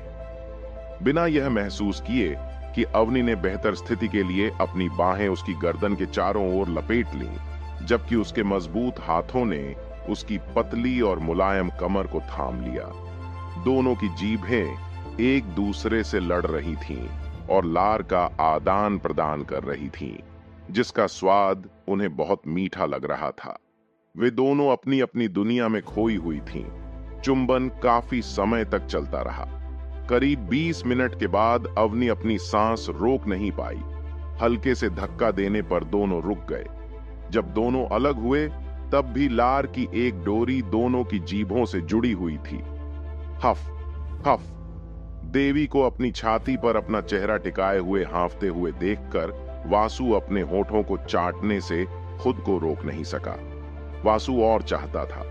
वह बस यहीं नहीं रुकना चाहता था। एक दिव्य ड्रैगन के रूप में वासु की वासना एक इनक्यूबस की वासना के बराबर थी। अगर वासु सक्रिय रूप से अपने वंश को दबा नहीं रहा होता, तो उसकी वासना नियंत्रण से बाहर हो जाती। अपने वंश को दबाने के अलावा वासु को नियमित रूप से बाथरूम में अपने हाथ का इस्तेमाल करना पड़ता था। अवनी के साथ इस जोशीले चुंबन ने वासु के अंदर दबी हुई लाल आग को जगा दिया था। अभी उसकी जांघों में दर्द हो रहा था। उसकी बाहों में खुजली हो रही थी। उसका गला सूख गया था, मानो उसने 100 सालों से पानी ही न पिया हो। वह जो भावनाएं महसूस कर रहा था, उन्हें शब्दों में बयां करना बहुत मुश्किल था। अवनी, मैं तुम्हें चाहता हूं। यह कहते हुए ड्रैगन राजा ने अवनी की गर्दन को चूमना शुरू कर दिया। अवनी के साथ इस जोशीले चुंबन ने वासु के अंदर दबी हुई लाल आग को जगा दिया था। अभी उसकी जांघों में दर्द हो रहा था। उसकी बाहों में खुजली हो रही थी। उसका गला सूख गया था, मानो उसने 100 सालों से पानी ही न पिया हो। वह जो भावनाएं महसूस कर रहा था, उन्हें शब्दों में बयां करना बहुत मुश्किल था। अवनी, मैं तुम्हें चाहता हूं। यह कहते हुए ड्रैगन किंग ने अवनी की गर्दन को चूमना शुरू कर दिया। जब उसके नरम और गर्म होंठों ने उसकी गर्दन को छुआ, तो अवनी को अपने पूरे शरीर में खुशी का एहसास हुआ। बिना यह महसूस किए देवी ने एक मीठी और मोहक कराह निकाली जिसने वासु के भीतर की लाल लपटों को और भड़का दिया। आह! वासु ने धीरे से उसकी गर्दन को चूमा और फिर चूमते हुए नीचे की ओर बढ़ने लगा। वासु ने अवनी के साथ ऐसा व्यवहार किया जैसे वह पूरी दुनिया की सबसे नाजुक और कीमती वस्तु हो। हर बार जब ड्रैगन सम्राट ने देवी को चूमा तो देवी को खुशी का एक झटका लगा। वासु नीचे की ओर बढ़ा और उसके कॉलर बोन को चूमने लगा। हर चुंबन के साथ अवनी के अंदर और भी गर्मी पैदा हो रही थी। देवी ने सहज रूप से अपने हाथों को उसके सिर के पीछे लपेट लिया। आह! वासु की गोद में बैठी देवी को कुछ गर्म और बड़ा महसूस हुआ। अवनी इतनी पढ़ी लिखी थी कि उसे पता था कि यह चीज क्या है। देवी के मन में न तो कोई संकोच था और न ही कोई संदेह। वह वासु को पूरे दिल से चाहती थी। उस रात जब चांदनी रात में वासु ने उसे चूमा था, उसी क्षण से देवी ने वासु को अपना पुरुष मान लिया था। इस बीच अवनी को चूमते हुए वासु के हाथ अवनी के नितंबों को छूने लगे। जब उसने उन्हें दबाया तो देवी एक बार फिर कराह उठी, लेकिन इस बार उसकी कराह ज्यादा तेज और मीठी थी। आह! अवनी की कराहें वासु की वासना को और बढ़ा रही थीं। अभी उसे खुद पर काबू रखना बहुत मुश्किल लग रहा था। उसके शरीर में वासना की आग उसके विवेक को धुंधला कर रही थी। खुद पर काबू न रख पाने के कारण अवनी के कॉलर बोन को धीरे से चूमते हुए वासु का दाहिना हाथ अवनी के सीने को छूने लगा। लेकिन इससे पहले कि उसका दाहिना हाथ उसके सीने को छू पाता, दाहिना हाथ हवा में ही रुक गया, क्योंकि उसे लगा कि कोई सिंहासन कक्ष की ओर आ रहा है। वासु के चेहरे पर शिकन आ गई। अभी तो उसका मन कर रहा था कि उस व्यक्ति की एक एक हड्डी तोड़ दे। सांस, वह हमेशा यहीं क्यों रहता है? वासु को बहुत निराशा हुई। उसके लिंग में भी दर्द होने लगा था। अवनी ने देखा कि वासु अचानक रुक गया है। उसने नीचे देखा और वासु के चेहरे पर उदासी छा गई। अवनी एक पल के लिए चिंतित हो गई और सोचने लगी कि उसने अनजाने में कुछ ऐसा कर दिया है जिससे वासु परेशान हो गया है, और यहां तक कि उसके चेहरे पर भी उदासी छा गई है। क्या कुछ गड़बड़ है? अवनी ने धीरे से पूछा। उसकी आवाज इतनी कोमल थी कि वासु को शक हुआ कि कहीं अवनी का व्यक्तित्व बदल तो नहीं गया। लियो गैलाघर यहां है। यह महसूस करते हुए कि कोई उन्हें बाधित करने के लिए यहां था, अवनी को गुस्सा आया। वे आखिरकार अपने रिश्ते को अगले स्तर पर ले जाने वाले थे, लेकिन किसी को इस समय उन्हें रोकना था। वासु ने अवनी को अपनी गोद से उठने में मदद की। अगर अवनी उसकी गोद में ही बैठी रहती तो वासु को कोई आपत्ति नहीं होती, लेकिन यह जानते हुए कि उसकी पत्नी का व्यक्तित्व बहुत शर्मीला है, अवनी निश्चित रूप से किसी के सामने वासु के साथ अंतरंग नहीं होना चाहती थी। अवनी के उठने के बाद उसने तुरंत वासु की पैंट पर बड़े उभार को देखा। अवनी को अपनी जांघों की ओर देखते हुए देखकर वासु ने एक कड़वी मुस्कान दिखाई। दुर्भाग्य से उसके लिए उसकी इच्छा की ज्वाला को अब भी बुझाना होगा। वासु की कड़वी मुस्कान को देखकर अवनी ने एक विचारशील प्रतिक्रिया दिखाई। इससे पहले कि वह कुछ कह पाती, सिंहासन कक्ष के दरवाजे एक सुंदर युवक द्वारा खोले गए। युवक के बाल वासु की तरह नीले थे। 17 या 18 साल का दिखने के बावजूद वह वास्तव में बहुत छोटा था। दिव्य क्रिम्सन ड्रैगन के ड्रैगनियन होने के कारण युवक का शरीर बहुत बड़ा हो गया है। युवक के पास केवल तीसरे क्रम के व्यक्ति के लिए एक बड़ा मान रिजर्व था। इस लड़के और उसकी छोटी बहन को वासु ने बचाया था और इस्तारिन साम्राज्य ने उन्हें खरीद लिया था। तब से वासु ने उसे और उसकी बहन को महल में रहने की अनुमति दे दी है। लियो वासु के सामने घुटनों के बल बैठ गया। महामहिम को नमस्कार। खड़े हो जाओ लियो। लियो, ऐसा लगता है कि तुम्हारी साधना फिर से सुधर गई है। यह सोचना लगभग अविश्वसनीय है कि कोई इतना युवा पहले से ही तीसरे क्रम पर है। अगर यह खबर बाहर आ गई तो लियो को ध्रुव आइल महाद्वीप का नंबर 1 जीनियस कहा जाएगा। सौभाग्य से लियो या वासु और बुजुर्ग धामा के अलावा इस महल में रहने वाले किसी भी व्यक्ति के बारे में कोई जानकारी किसी को नहीं मिली। हर ड्रैगनियन की साधना की गति बहुत अधिक थी। लियो के मामले में साधना करने से पहले ही वह एक प्रतिभाशाली व्यक्ति था।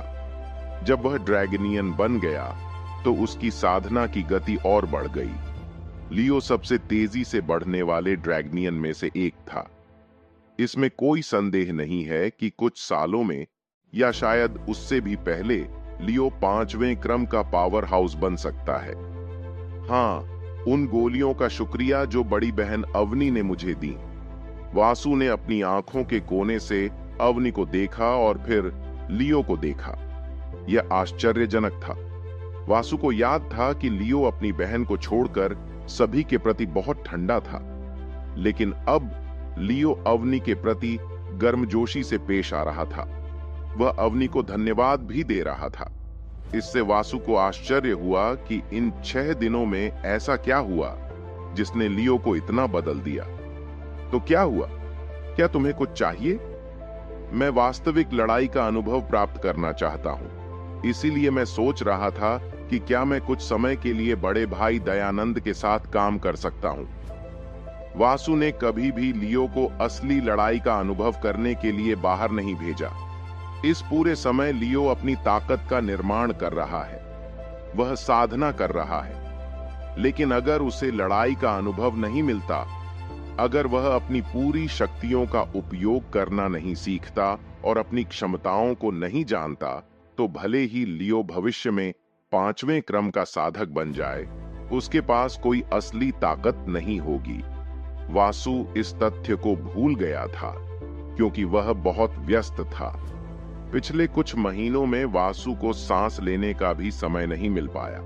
वह दिन रात काम कर रहा था। वासु के लिए 1 या 2 चीजें भूल जाना सामान्य बात थी।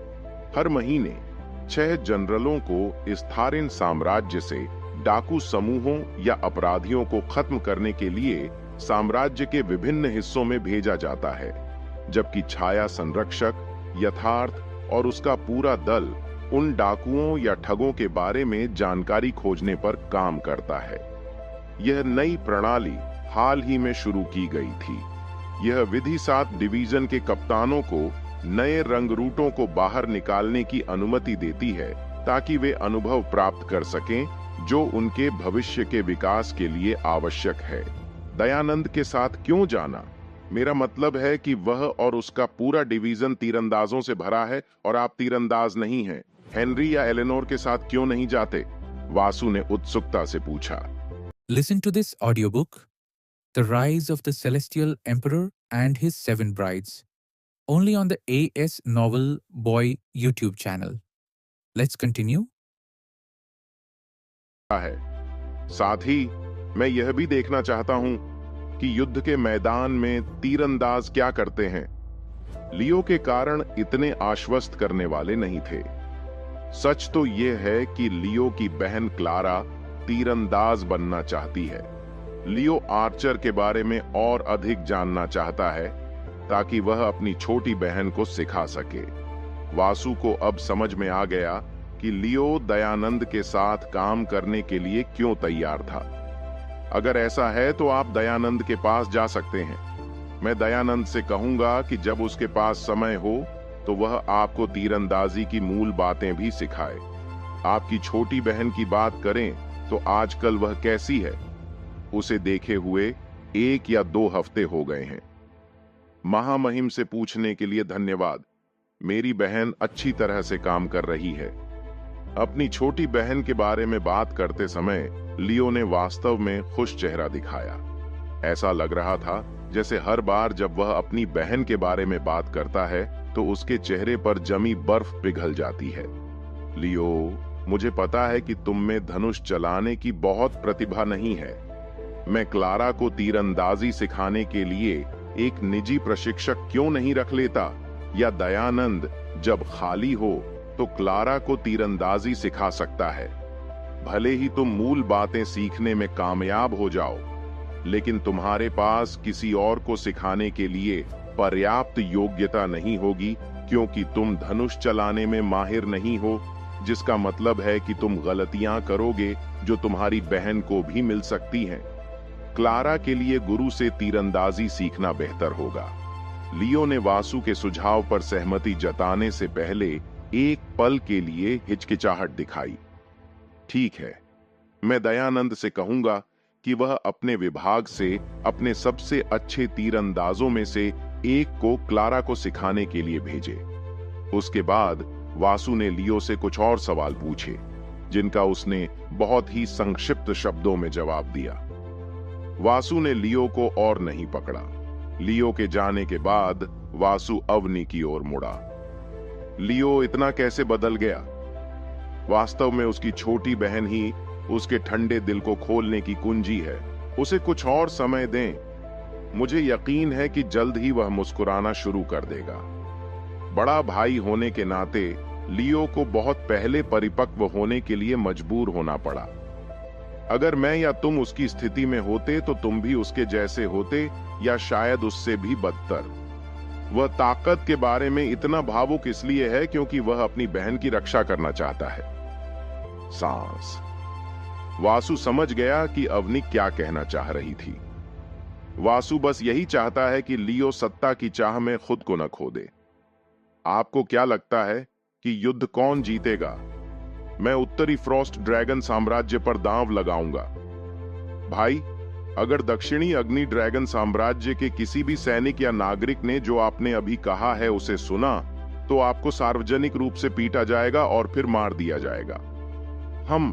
हम किस तरह का जीवन जी रहे हैं, यह हमेशा दक्षिणी अग्नि ड्रैगन साम्राज्य और उत्तरी फ्रॉस्ट ड्रैगन साम्राज्य के बारे में है। हमें पक्ष क्यों चुनना है? भले ही हमने कोई पक्ष चुना हो, हमारा राज्य दक्षिणी अग्नि ड्रैगन साम्राज्य को कुछ भी नहीं दे सकता है। अभी दो आदमी एक निजी कमरे में बैठकर शराब पी रहे थे। दोनों ही सैनिक थे। उनमें से एक आदमी दूसरे से 15 साल बड़ा था। चूंकि दोनों सैनिकों को एक दुर्लभ छुट्टी मिली हुई थी, इसलिए दोनों ने बाहर जाकर शराब पीने का फैसला किया। सब कुछ राजनीति का खेल है। हमारे जैसे छोटे राज्य शतरंज के मोहरों से ज्यादा कुछ नहीं है।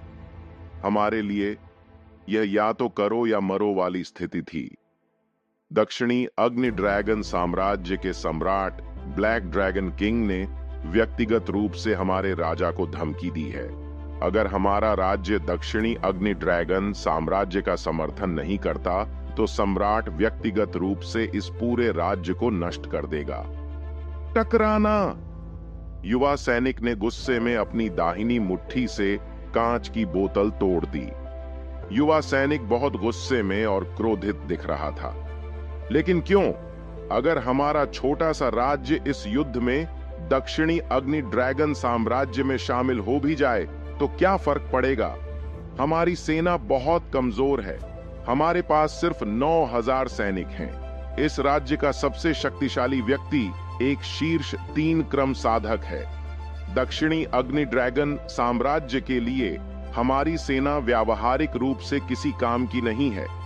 यहां तक कि दक्षिणी अग्नि ड्रैगन साम्राज्य के एक बैरन के पास भी हमारे राज्य से ज्यादा सैन्य शक्ति है। सांस। अगर दक्षिणी अग्नि ड्रैगन साम्राज्य ने अतीत में हमारा दमन नहीं किया होता, तो हमारा राज्य 10 गुना अधिक शक्तिशाली हो गया होता। दक्षिणी अग्नि ड्रैगन साम्राज्य के कारण हमारी सेना को मजबूत करना बहुत मुश्किल हो गया। दक्षिणी अग्नि ड्रैगन साम्राज्य द्वारा किया गया सबसे अनुचित काम हमारे राज्य को बहुत सस्ते दामों पर उनके साम्राज्य को माना पत्थर बेचने के लिए मजबूर करना है। हमारा राज्य मैना स्टोन बेचकर ढेर सारे शाही सोने के सिक्के बना सकता था। भले ही हमारा राज्य छोटा है, लेकिन हमें कुछ मैना स्टोन का वरदान मिला है।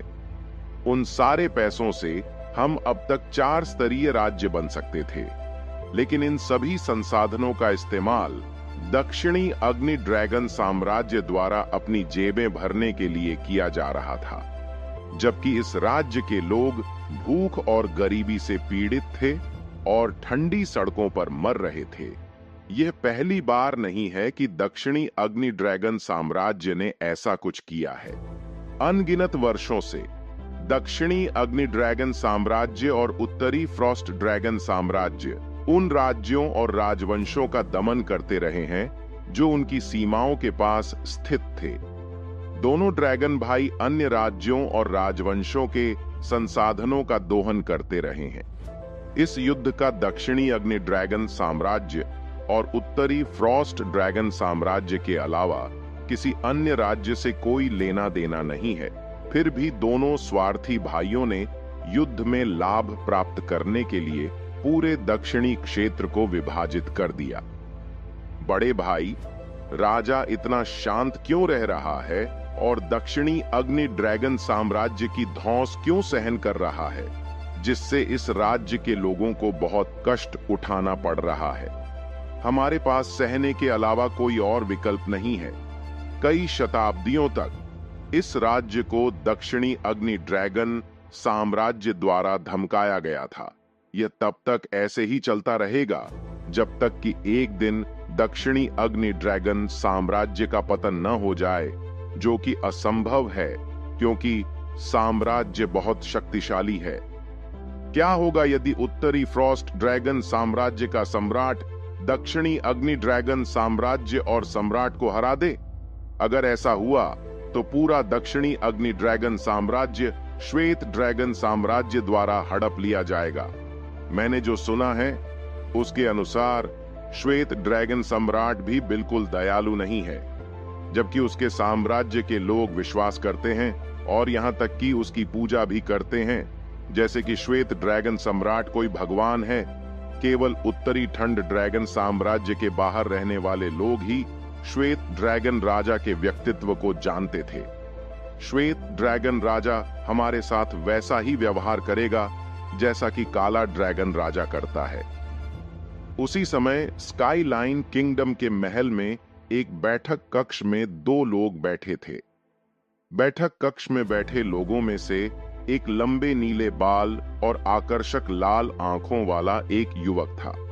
युवक के माथे पर बैंग्स थे। युवक ने पारंपरिक काले युकाटा पहना था जो उसे और भी सुंदर बना रहा था। युवक के चेहरे को देखकर यह समझना बहुत मुश्किल था कि युवक क्या सोच रहा था, जबकि उसके सामने बैठा आदमी एक सुंदर दिखने वाला अधेड़ उम्र का आदमी था। सुंदर अधेड़ उम्र के आदमी ने अपने सिर पर एक सुनहरा मुकुट पहना हुआ था जिसमें लाल रत्न जड़े हुए थे। आदमी ने एक सुनहरी पोशाक पहनी हुई थी जो उसके 6 फीट लंबे शरीर को पूरी तरह से ढक रही थी और उसकी मांसपेशियों को उजागर कर रही थी। सुनहरे कपड़े पहने हुए व्यक्ति तीसरे दर्जे का नौसिखिया साधक था। अगर कोई ध्यान से देखे तो उसे पता चलेगा कि अधेड़ उम्र के व्यक्ति का चेहरा पीला पड़ गया था। उसकी त्वचा सूख गई थी, मानो किसी ने उसके शरीर से खून निचोड़ लिया हो। हर 10 सेकंड से 40 सेकंड के अंतराल पर उस व्यक्ति का शरीर थोड़ा कांपता था, मानो उसे कोई समस्या हो रही हो। सुनहरे मुकुट वाले आदमी के बाल छोटे सुनहरे थे। उसकी पुतलियां भूरी थीं और उसके होठों के नीचे एक तिल था।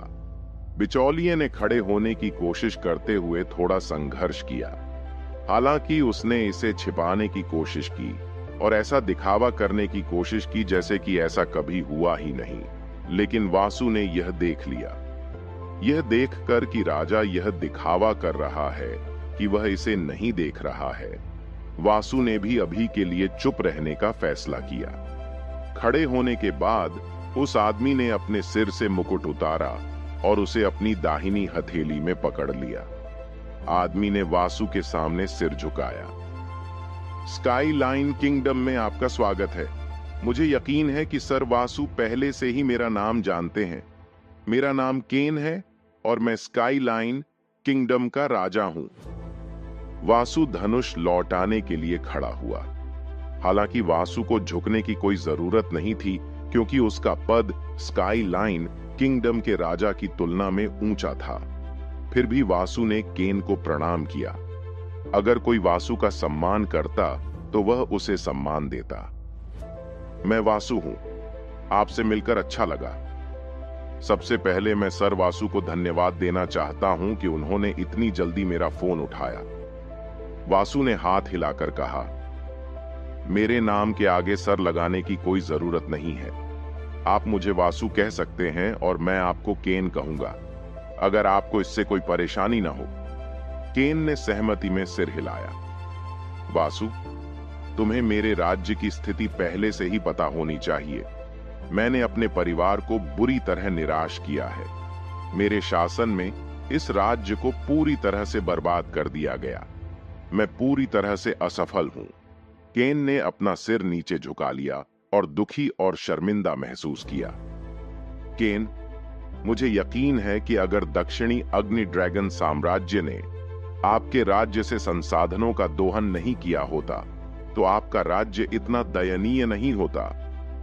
अन्य क्षेत्रों या साम्राज्यों को मैना पत्थरों का निर्यात करके स्काई लाइन किंगडम को सोने का एक बड़ा हिस्सा खरीदा जा सकता था, जिसने उनकी स्काई लाइन सेना में पूरी तरह से क्रांति ला दी होती। सांस।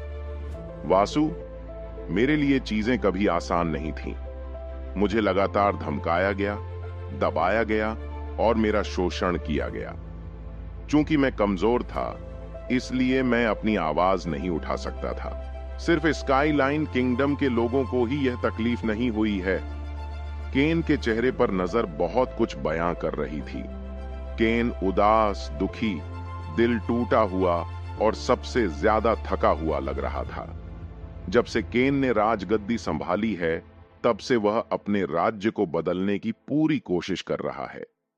राजा बनने से पहले वह एक भोला भाला युवक था जो इस राज्य को लोगों के लिए एक बेहतर जगह बनाना चाहता था। लेकिन जैसे जैसे समय बीतता गया, केन को एहसास हुआ कि उसके आदर्श कितने भोले भाले थे। अपने पूरे जीवन में केन ने इस राज्य को बदलने की कोशिश की है, बिना यह जाने कि केन ने अपने स्वास्थ्य की इतनी उपेक्षा की है कि वह वर्तमान में मौत से बस कुछ कदम दूर है। अभी केन बहुत थक गया था। उसे कुछ आराम की जरूरत थी। केन सभी राजनीति से थक गया था। वह अपना सर्वश्रेष्ठ प्रयास करने से थक गया था। वह दबाए जाने और शोषण किए जाने से थक गया था। कुल मिलाकर केन हर चीज से थक गया था। उसने खुद को जला लिया था। वह चाहता था कि यह सब खत्म हो जाए। यही वजह है कि उसने गुप्त रूप से इस तारिन साम्राज्य से संपर्क किया था। मैं अपनी बात सीधे सीधे कहूंगा। वासु, मुझे यह कहते हुए जितना भी दुख हो रहा है, मैं इस राज्य को एक कीमत पर बेचना चाहता हूं। अगर केन के पिता या उसके दादा ने उसकी बात सुन ली होती तो वे उसे पीट पीट कर मार डालते। इस राज्य को किसी बड़ी ताकतवर कंपनी को बेचने का विचार उसके दिमाग में काफी समय से चल रहा था।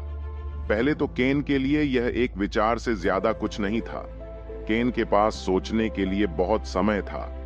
हिचकिचाहट का आखिरी निशान तब गायब हो गया जब दोनों साम्राज्यों ने अपना युद्ध शुरू किया और इस राज्य को भी इसमें शामिल कर लिया। यह जगह केन का घर था। उसका राज्य केन का क्षेत्र था। इस जगह को बेचने के विचार ने उसके दिल को टुकड़ों में तोड़ दिया।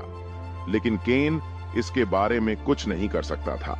केन को एहसास हुआ कि अपने राज्य को एक मजबूत साम्राज्य को देकर, जो दक्षिणी अग्नि ड्रैगन साम्राज्य के बराबर या उससे भी अधिक शक्तिशाली है, उसके राज्य की स्थिति बदल सकती है।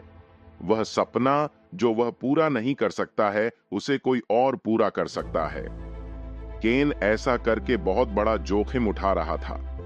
अगर उसका राज्य किसी दुष्ट या भ्रष्ट राजा के हाथों में चला गया तो उसके राज्य की अर्थव्यवस्था और भी खराब हो जाएगी।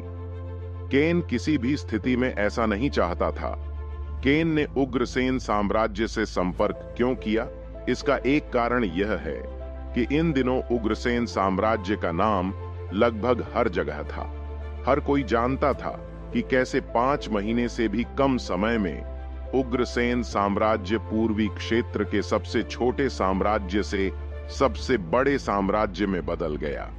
साथ ही उग्रसेन साम्राज्य पर एक विस्तृत शोध के बाद केन को लगने लगा कि वह उग्रसेन राजा पर भरोसा कर सकता है। आज के लिए बस इतना ही दोस्तों। हमें उम्मीद है कि आपको यह एपिसोड पसंद आया होगा। अपने विचारों को कमेंट करके जरूर बताएं। अगर आपको एपिसोड अच्छा लगा हो तो इसे लाइक करें और अपने दोस्तों के साथ शेयर करना ना भूलें। धन्यवाद।